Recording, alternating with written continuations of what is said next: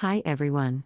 Welcome back to Tech World. In today's video, I'm going to show you how to share your screen on Google Meet. You can easily present your entire screen or a specific window in a meeting on Google Meet while you present.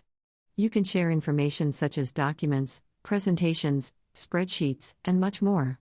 If you'd like to do so, then keep watching the video till the end. And don't forget to subscribe to our channel by hitting the subscribe button. Also press the notification bell icon so that you'll never miss another update from us. Started by opening up a web browser and joining to add Google Meeting.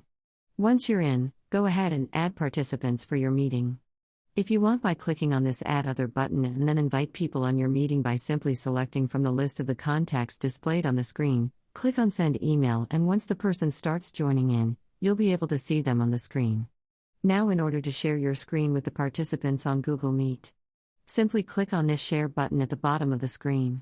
Once you click on that, you have three options to begin with. You can either share your entire screen, a window, or a tab.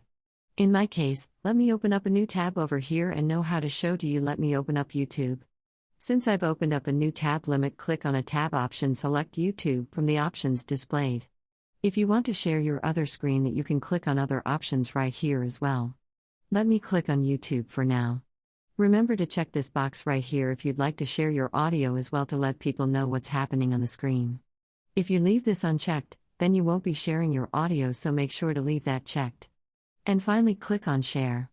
Now, as you can see, that I've opened up my YouTube on the next tab, and now this tab is being shared on Google Meet. If you'd like to stop sharing your screen, then simply click on the Stop button.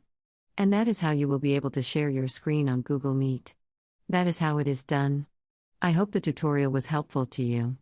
If it was, go ahead and give us a thumbs up. Comment down in the comment box if you have a question or feedback for us. I'll be back soon with more tutorial episodes. Again, thank you for watching.